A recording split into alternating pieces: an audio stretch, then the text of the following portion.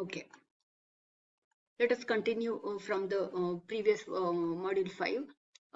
Next topic is deploying the library system on the World Wide Web. So there are two parts: developing user requirements and design and implementation. Developing user requirements. Determining the system requirements. How to determine? The user must be able to type in a URL in the browser and connect to the library system. Users are classified into two categories: super user and ordinary members. Super user can execute any command when logged in from a terminal in the library, whereas ordinary members cannot access some privileged command. Only the super user can issue the following commands: add a member, add a book, return a book, remove a book, process holds, save data to a disk, and retrieve data from the disk. Ordinary members and super users may invoke the following commands like issue and renew books, place and remove holds, and print transaction. Every user eventually issues the exit command to terminate his or her session. Some commands can be issued from the library only, and this includes all of the commands that only the super user has access to and the command to issue books. A super user cannot issue any command from outside of the library. They can log in, but the only command choice will be to exit the system. Super users have special user IDs and corresponding password. For regular member, their library member ID will be their user ID and their phone number will be the password. Interface requirement. Large number of sequence of interaction are possible between the user and the interface. Depict the requirements through state transition diagram, logging in and initial menu. The issue book command is available only if the user logs in from a terminal in the system. Commands to place the hold, remove a hold, print transaction, and renew books are available to the members of the library from anywhere.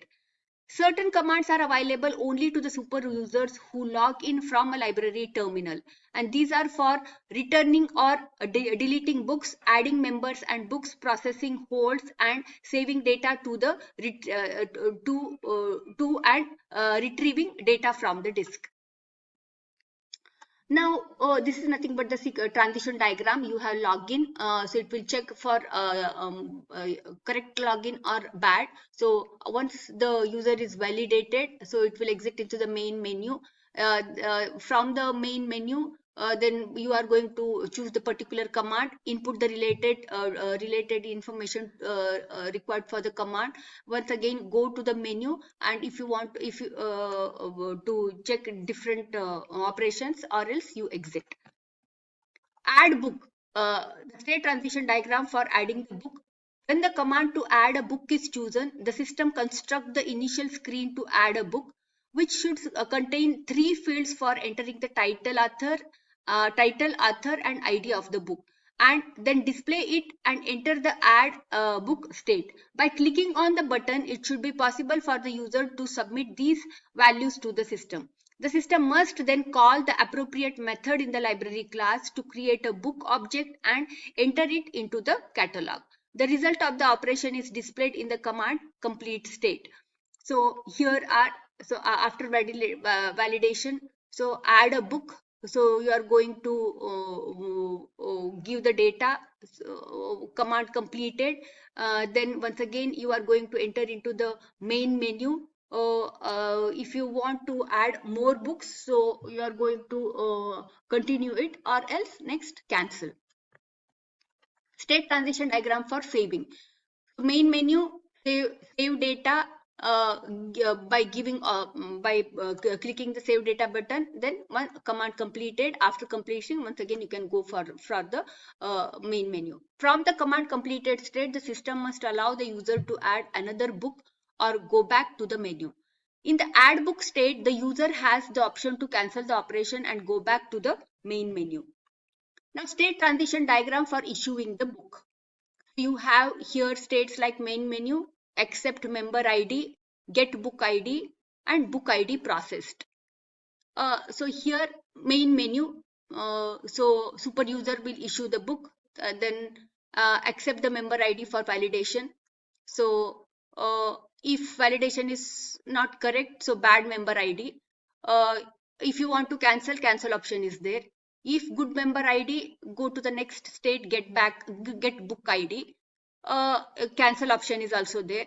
So once the book ID is verified, processed, so issue that book. Anytime you can cancel. After doing this, you can go back to main menu. A book may be checked out in two different ways. A member is allowed to check it out himself or herself, or he or she may give the book to a library staff member who checks out the book for the member. In the first case, the system already has the user's member ID, so that should not be asked again. In the second case, the library staff member needs to input the member ID to the system, followed by the book ID. After receiving the book ID, the system must attempt to check out the book, whether the operation is successful or not, and the system enters the book ID processed state. State transition diagram for renewing the book. So you have main menu, accept member ID, show book borrowed, and then result. So again, main menu, renew books. So authentication. If bad user, once you are not, you are going to notify. You can cancel anytime. If good member, show books borrowed. So you can renew. A renew option is there. Then renew that. The result, after the result, once again go back to the main menu. Design and implementation. To deploy the system on the web, we need the following: classes associated with the library. Create classes such as library, member, book, catalog, and so on. Permanent data that stores information about the members, books, who borrowed, what, like example, holds, and etc. HTML files that supports a GUI for displaying information on a browser and collecting the data entered by the user. For example, when a book is to be returned, a screen that asks for the book ID should pop up on the browser, and this screen will have a prompt to enter the book ID, a space for typing in the same, and button to submit the data to the system. A set of the files that interface between the GUI and the objects that actually do the processing. Servlets will be used to accomplish this task. Structuring the file. HTML code for delivery to the browser can be generated in one of the two ways.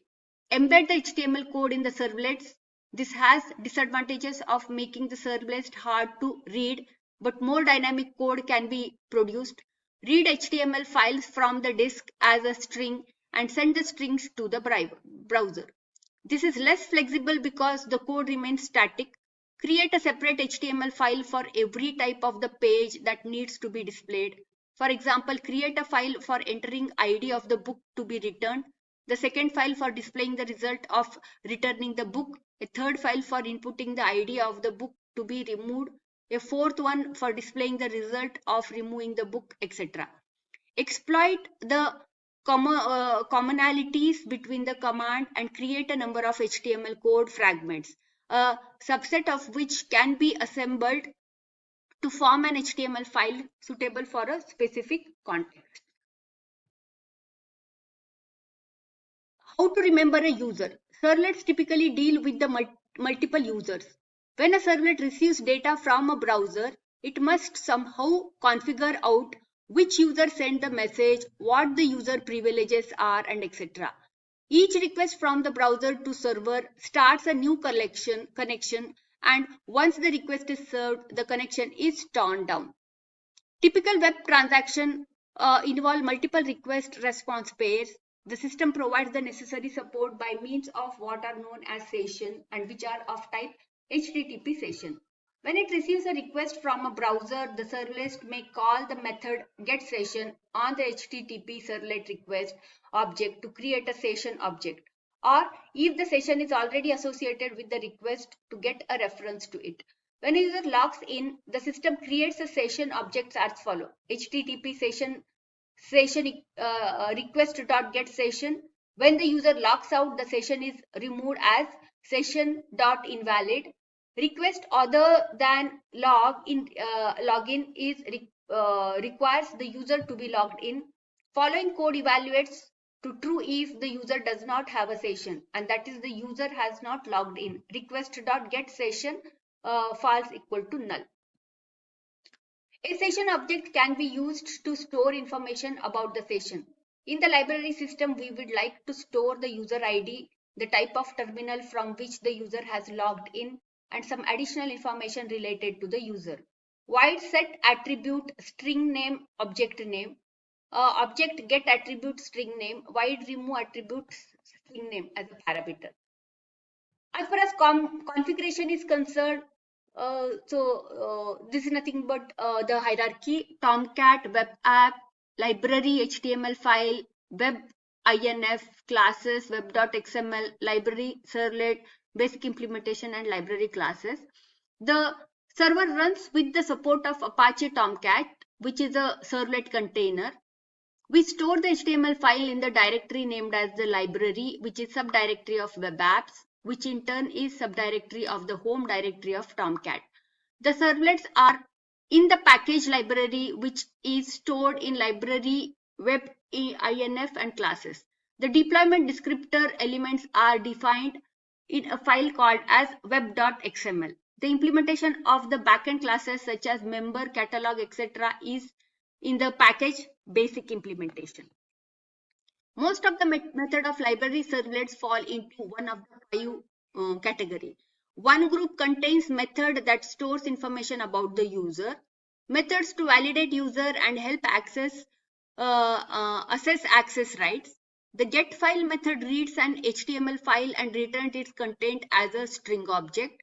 Fourth group of the members are used for handling users who may have invoked a command without actually logged in. The final group of commands deal with processing the request and respond to it. So this is all about the fifth module. Thank you so much.